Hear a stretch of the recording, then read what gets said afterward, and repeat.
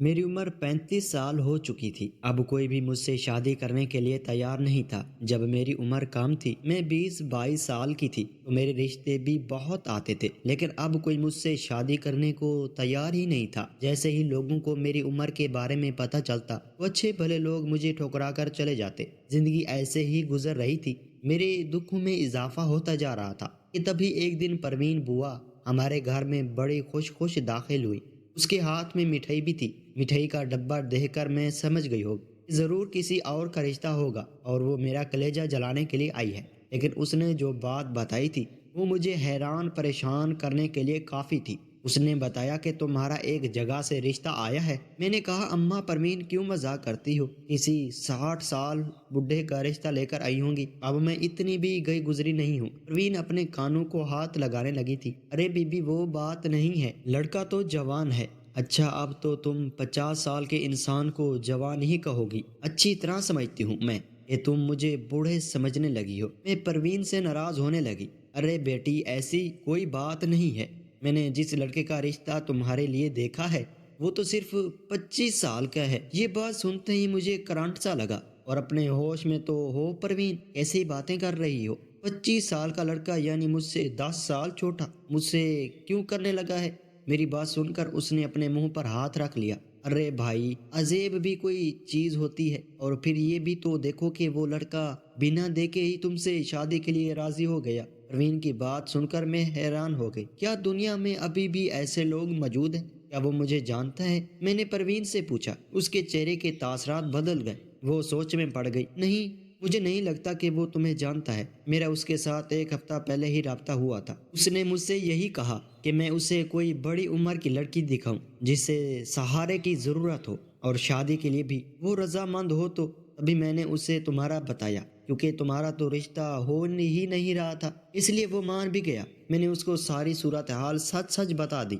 अम्मा परवीन की बात सुनकर मैंने अपना सर पकड़ लिया। तो तुमने क्या मुझे इसके सामने बेबस जाहिर कर दिया है, इसलिए अब वो सारी जिंदगी मेरी इज्जत नहीं करेगा? अरे नहीं बेटी, ऐसी कोई बात नहीं। परवीन बुआ मुझे समझाने लगी। देखो, बात सिर्फ इतनी सी है कि तुम अगर उसके साथ अच्छी रहोगी वो भी तुम्हें इज्जत देगा। अच्छा और शरीफ लड़का है, उसे बड़ी उम्र की लड़की चाहिए थी। अब तुम मिल गई हो, तुम उसमें उसकी कोई बुरी नीयत नहीं होगी, ना ही वो तुम्हारे बारे में कोई ऐसा इरादा रखता होगा। बेटी, वो तो बहुत शरीफ लड़का है। मुझसे कहने लगा कि अम्मा, बस लड़की शरीफ होनी चाहिए, नमाज की पाबंद हो, मुझे और किसी चीज से गर्ज नहीं है, और सबसे बड़ी बात कि वो जरूरतमंद हो। देखो तो ऐसे सआदतमंद लड़के आजकल कहाँ मिलते हैं। परवीन बुआ भी मेरा दिल नरम कर चुकी थी। मेरे तो होश ही उड़ गए थे। लड़के की उम्र मुझसे काफी कम थी। ये बात उनको पता चली तो वो मुझसे ज्यादा खुश हुई। अब्बा कहने लगे, लड़के की तहकीक करवा लो,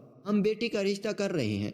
अम्मा कहने लगी, खुदा खुदा करके रिश्ता आया है, मैं तहकीक करके अपना दिमाग क्यों खराब करूं? और तुम भी खाम मखा अपनी खोपड़ी पर बुढ़ापे में जोर ना दिया करो। उन लोगों ने अगर कोई बुरी नीयत रखना होती तो फिर हमारे घर रिश्ता ही क्यों भेजते? अरे भाई, परवीन को लोगों की पहचान है। वो जब कह रही है कि शरीफ लड़का है तो फिर शरीफ ही होगा। आप खाम खा का शक मत करें। अम्मा भी ये बातें अब्बा को सुना चुकी थी, इसलिए अब्बा खामोश हो गए थे। वैसे भी अम्मा अब्बा बेचारे दोनों ही मेरी शादी ना होने की वजह से बहुत परेशान थे, इसलिए रिश्ता आते ही उन्होंने उसे गनीमत समझा। मुझसे कहने लगे कि तुम बिल्कुल भी फिक्र मत करो, हम तुम्हारे माँ बाप हैं, तुम्हारा भला ही सोच रहेंगे, बस तुम इस रिश्ते के लिए हाँ कर दो। मैंने भी हाँ कर दी थी। मुझे और क्या चाहिए था? इस उम्र में मुझे एक हम उम्र नहीं बल्कि खुद से भी कम उम्र वाला लड़का मिल रहा था। मैंने सोचा कि मैं इनकार करके नाशुक्री क्यों करूं। सो मैंने उस रिश्ते के लिए हामी भर ली। कुछ ही दिनों में लड़के की माँ रिश्ता लेकर हमारे घर आ गई। वो भी काफी जवान लगती थी। सारा खानदान ही खूबसूरत और जवान था। मुझे उन्होंने बताया कि मेरे साथ बच्चे और भी हैं, हम उनके लिए भी लड़की ढूंढ रहे हैं, लेकिन पहला रिश्ता आपसे किया है ताकि हमें बाकी लड़कियां भी ढूंढने में आसानी हो। और जब तक बाकी लड़कियां नहीं मिल जाती तुम ही मेरी बेटी का ख्याल रखोगी। मैंने सर झुका लिया था। मैं तो बहुत ही ज्यादा खुश थी कि मेरी सास इतनी मेहरबान औरत है जो मुझे बड़ी बहू का दर्जा दे रही है। हालांकि इसका बेटा 24 साल का था तो मुझे भी यही समझ आ रहा था कि उसके बाकी बेटे छोटे छोटे होंगे, तब भी वो सब मेरा ख्याल रखेंगे और मैं उनका ख्याल रखूंगी। लेकिन ये तो मेरी खुश फहमी थी। میری شادی ہونے میں ابھی ایک ہفتہ ہی باقی تھا کہ میرے سسرال والے ایک بڑی سی گاڑی میں ہمارے گھر آ گئے۔ میں ان سب لڑکوں کو دیکھ کر حیران ہو گئی۔ وہ سب کے سبھی جوان لگتے تھے، عمریں 20 سے 22 کے درمیان ہوگی، کوئی بھی چھوٹی عمر کا لڑکا نہیں تھا۔ یہ سب میری ساس کے بچے ہیں۔ میں نے دل میں سوچا، سبھی جوان ہیں ماشاء اللہ۔ اماں سے میں نے اس بات کا ذکر نہیں کیا تھا، لیکن میرا دل نہ جانے کیوں اسی خطرے کی گھنٹی بجا رہا تھا۔ لیکن میں بھی ابھی اماں کو اس عمر میں پریشان نہیں کرنا چاہتی۔ کچھ دن مزید گزر گئے، یہ لوگ میری بارات لے کر آ گئے تھے۔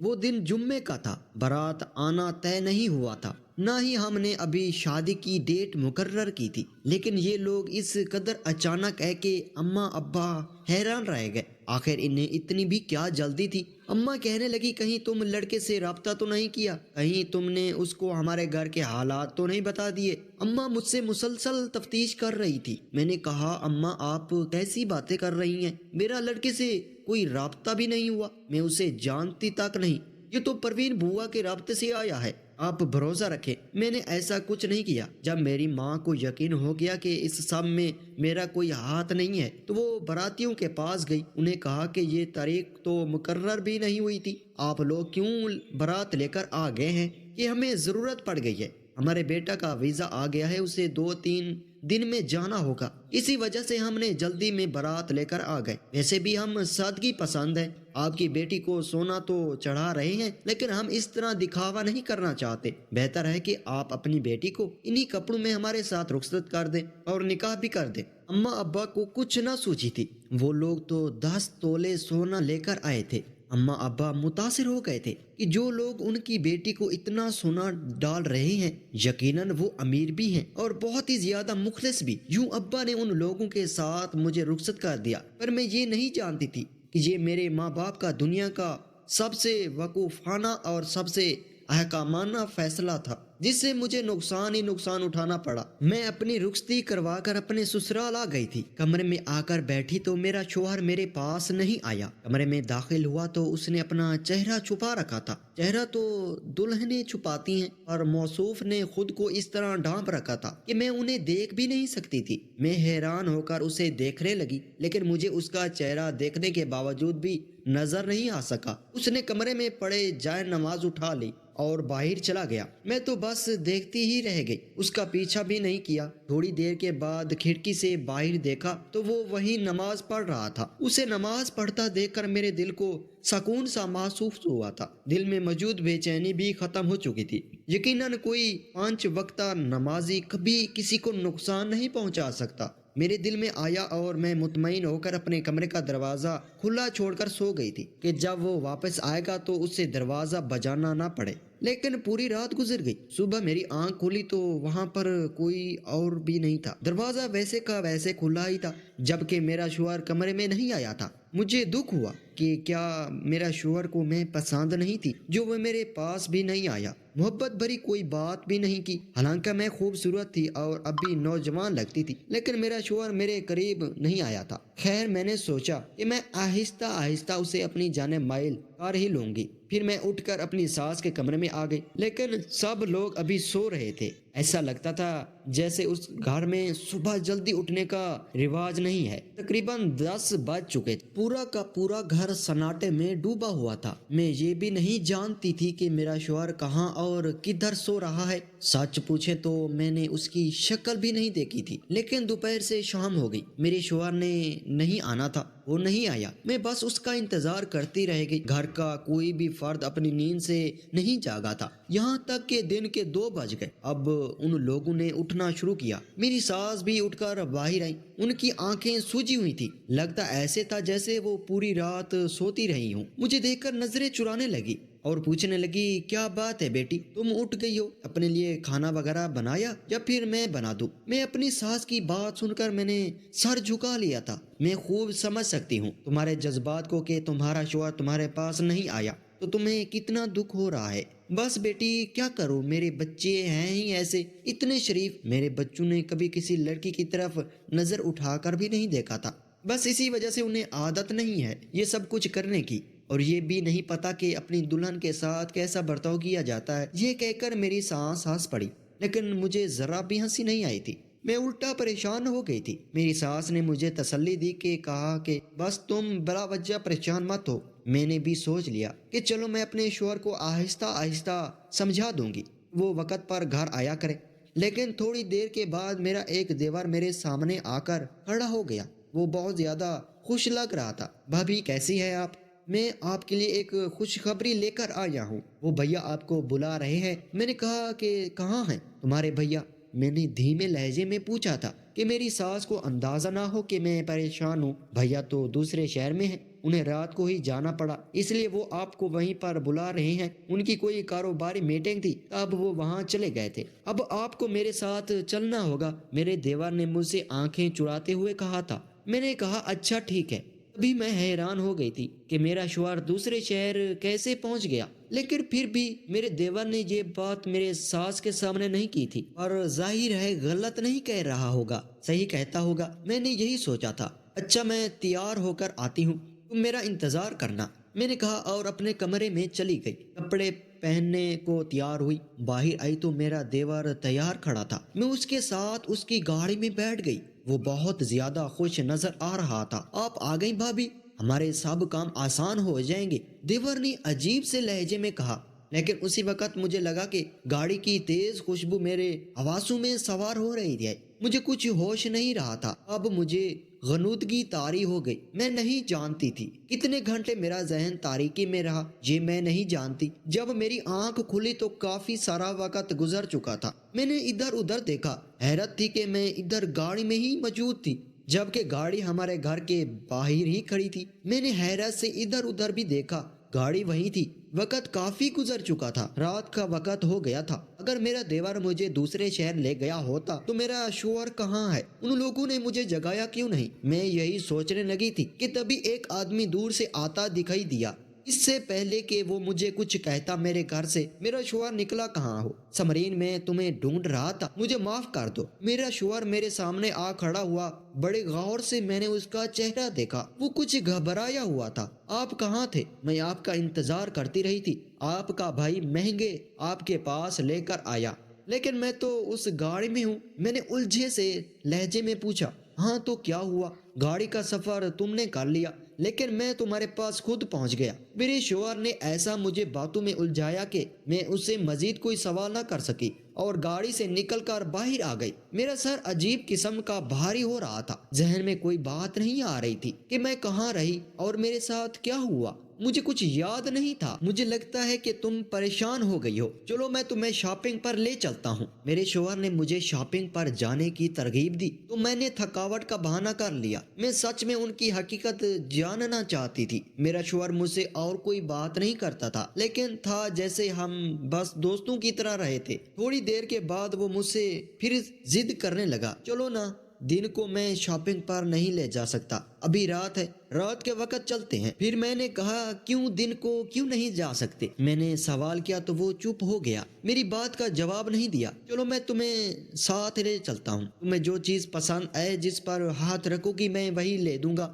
میں شوہر کی بات سن کر خوش ہو گئی تھی۔ ہم لوگ بازار چلے گئے۔ میں نے کافی مہنگی چیزیں پسند کی کیونکہ مجھے اس بات کا غصہ بھی تھا کہ میرا شوہر رات کو میرے کمرے میں نہیں آیا تھا، مجھ سے بات نہیں کی، سو میں نے خوب مہنگی شاپنگ کی۔ تقریباً 1,00,000 روپے بل آ گیا تھا۔ میں نے 1,00,000 کی شاپنگ زندگی میں کبھی نہیں کی تھی، لیکن میرے شوہر نے بنا تنگ ہوئے وہ سارا بل ادا کر دیا اور پھر مجھ سے کہا کہ تمہیں اور بھی کوئی چیز چاہیے ہو تو تم وہ بھی خرید لو۔ ان کا مہربانہ رویہ دیکھ کر میں بہت خوش ہو گئی تھی۔ میں واقعی میں خوش قسمت عورت تھی جسے اتنا محبت کرنے والا اور سخی شوہر ملا۔ شوہر تو عموماً کنجوس مخلوق کا نام سمجھا جاتا ہے، لیکن میرا شوہر ایسا نہیں تھا۔ پھر میں نے سوچا کہ میں اپنی ساس سے بھی اپنے تعلقات بہتر کروں گی تاکہ وہ مجھ سے ہر بات بتایا کرے، مجھے اس گھر میں رہنے کا ڈھنگ آئے۔ لیکن عجیب بات تو یہ ہوئی، رات کو میں اپنی ساس کے کمرے میں جا رہی تھی، دیکھا تو وہ اپنے ہونٹوں پر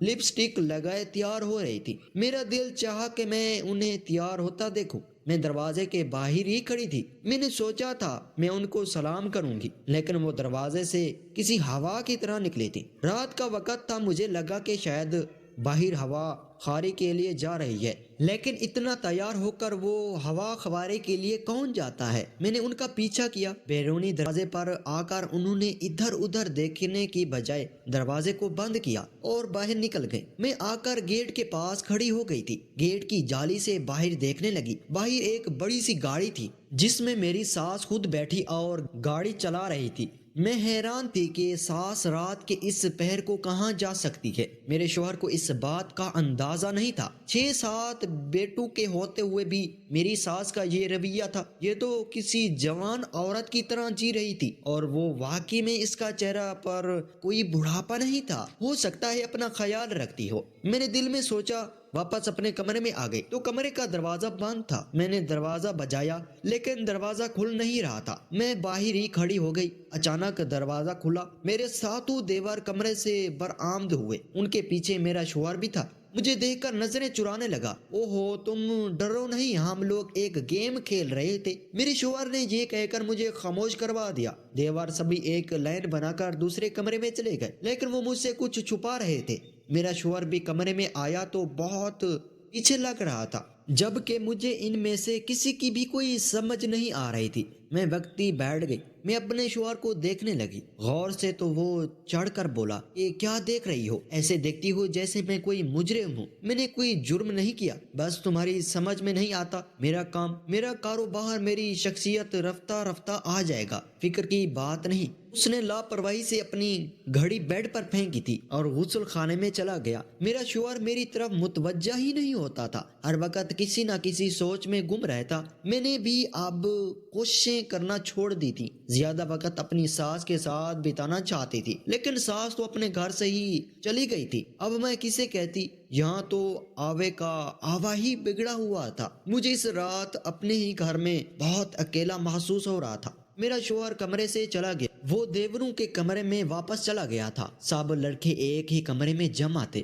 صحن میں آ کر میرے ذہن میں ان ساتوں کی شکلیں گھومنے لگی تھی۔ ایک کا گندمی، دوسرے کا کالا، تیسرا بالکل ہی گورا، تو آپس میں بہن بھائی بھی نہیں لگتے تھے۔ ان کے چہرے، مہرے اور عمریں ایک جیسی تھی، ایسا لگتا نہیں تھا کہ ان میں ایک سال کا فرق ہو، جبکہ میری ساس بھی کوئی جوان عورت ہی معلوم ہوتی تھی۔ چہرے پر جھریاں تو چھوڑو، اس کی آنکھیں، بال، ہر چیز اس طرح تر و تازگی سے بھرپور تھی کہ یقین نہیں آ رہا تھا کہ اس عورت کی عمر 30 سال سے زیادہ ہوگی، اور تھی بھی نہیں۔ اس کے ہاتھ پاؤں بھی نوجوان لڑکی کے جیسے تھے۔ میں نے سوچ لیا کہ میں یہ بات اپنے ماموں کو بتاؤں گی۔ میرے ماموں پولیس انسپیکٹر تھے، آدمی کو دیکھ کر دور سے پہچان جاتے تھے۔ میری اس شادی پر بھی ناراضگی تھی کہ ہم نے بنا تحقیق کیے یہ رشتہ کیوں منسوخ کیا تھا۔ تبھی میں نے انہیں فون کیا، ساری صورتحال سے آگاہ کیا تو بولے کہ تم فکر نہیں کرو، میں خود تمہارے گھر آ جاتا ہوں۔ گھر آ کر میں ساری صورتحال کا جائزہ لوں گا اور پھر تمہیں بتاؤں گا کہ کیا کرنا ہے اور کیا نہیں۔ میں اپنے ماموں کی بات سن کر خوش ہو گئی تھی۔ وہ میرے گھر آ گئے۔ گھر آ کر انہوں نے دروازے پر بیل نہیں بجائی، مجھے باہر آنے کو کہا تھا۔ میں گئی، ماموں کو اندر کمرے میں لے کر آئی۔ میرے شوہر کے کمرے میں گئے، انہوں نے بنا کسی دستک کے کمرے میں جھانکا اور پھر ان کا رنگ تو پیلا پڑ گیا تھا۔ وہ اندر کمرے میں میرے شوہر سے ملنے نہیں گئے، مجھ سے بولے کہ تم یہیں پر رکو اور اپنے شوہر کو اس بات سے آگاہ مت کرنا۔ میں نے بھی ایسا کچھ نہیں کیا تھا۔ آدھے گھنٹے بعد ہمارے گھر کے باہر پولیس کی موبائل کھڑی تھی۔ میں حیران تھی کہ ایسا کیا ہو گیا۔ میرے ماموں اندر آئے، انہوں نے ان سب 7 لڑکوں کو پولیس کے حوالے کر دیا۔ میرے سر پر دلاسا دے کر بولے، بیٹی خدا کا شکر کرو کہ تم بچ گئی ہو۔ یہ تمہارا شوہر نہیں، یہ تو ڈاکوؤں کا گینگ ہے، جن کو بس لوگوں کو دکھانے کے لیے ایک عورت کی ضرورت ہوتی ہے، جس کی وجہ سے لوگ ان پر یقین کر سکیں اور انہیں رہنے کے لیے کوئی گھر دے دیں۔ یہ سب مختلف علاقوں سے آئے ہوئے ہیں، بہن بھائی تو یہ ہے ہی نہیں۔ وہ عورت بھی ان کے گینگ کی ہے، میں تو ان کی تلاش میں تھا، انہیں ڈھونڈ رہا تھا۔ ساتوں کی شکلیں مجھے یاد تھی، ساتوں کے ساتوں چور ہیں، جیب کترے ہیں۔ اگر تمہیں انہوں نے نقصان نہیں پہنچایا تو یقیناً تمہاری ماں کی کوئی نیکی کام آ گئی ہوگی، ورنہ تو یہ لوگ بہت خطرناک ہیں۔ میں یہ بات سن کر بہت پریشان ہوئی تھی۔ میں نے اپنی آخری عمر میں ایک ہی خواب دیکھا تھا اور وہ بھی ٹوٹ کر چکنا چور ہو گیا تھا۔ اب تو اس میں میرا کوئی قصور نہیں تھا، میری تو یہ بات سمجھ سے بھی باہر تھی۔ اللہ سے دعا کرتی ہوں کہ وہ مجھے صبر دے تاکہ میں ان سب حالات کا مقابلہ کر سکوں۔ ناظرین، اگر کہانی پسند آئی ہو تو ہمارے چینل کو سبسکرائب کریں۔ شکریہ۔